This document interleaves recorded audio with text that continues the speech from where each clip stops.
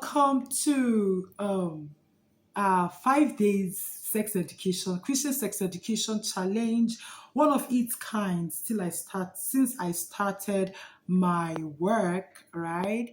Because I recently last year began to focus on Christian sex education, right?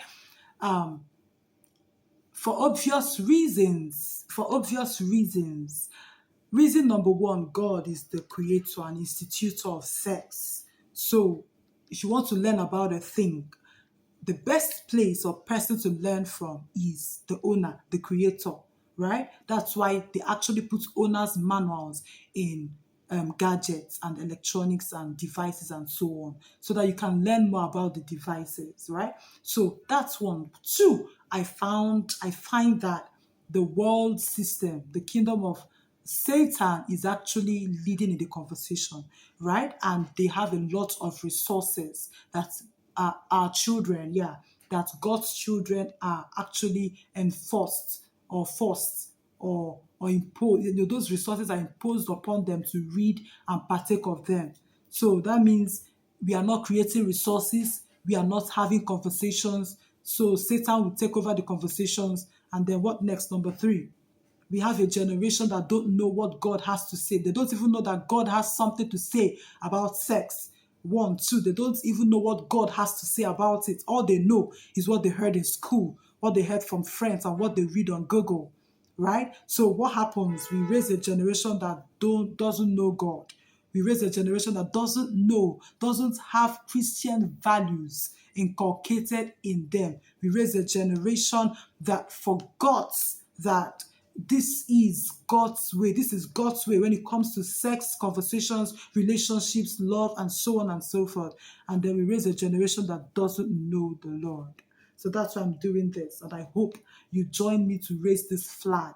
I'm into creating resources upon resources in my small space. I may not be reaching millions of children and millions of families, but in my small space, the last book I wrote, I remember one of my precious parents saying that she started the conversation with her children in the children's church. She started with her children, then she had to use it in the children's church. That is it. That's it. So I'm poised to create more resources to spread all over the world so that we have resources and we don't depend on the resources of the world. I'm just sharing my vision with you. Probably you can join me in raising this awareness. But let's go back to what we're doing today. Why does body safety matter? Every child is a precious gift from God, fearfully and wonderfully made. Yet, the reality of potential risks demands proactive, loving protection. Now, this challenge will equip you with biblically grounded safety strategies, age-appropriate conversation techniques, practical tools for building trust, very important, and comprehensive protection frameworks. Now, listen to the statistics that is really alarming. 1 in 4 girls and 1 in 6 boys will experience sexual abuse before they turn 18.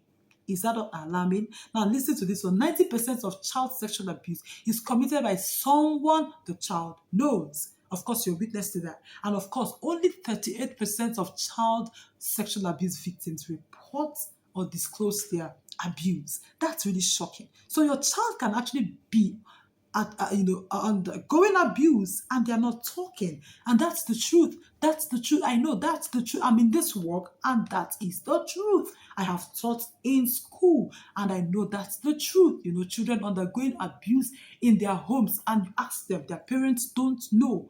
They don't want to talk about it. Why? No opportunity, of course, to talk about it. Now, these statistics are really alarming, but listen, they are not just statistics, but they represent real children who need support, who need protection, and who need healing.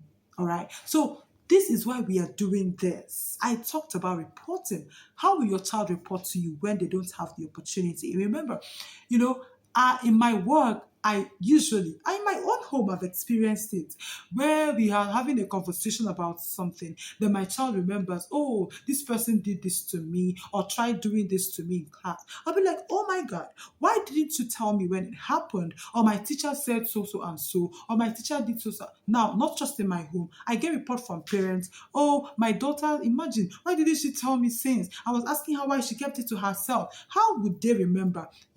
Everybody is busy, you are busy, too busy to have conversations with them, too busy, especially when school resumes, to have sex conversations with them. So what opportunity would they have to remember what they're supposed to report to you? That's why even when school resumes, you're supposed to have a system of having regular sex conversations with them so they can be remembering what to tell you.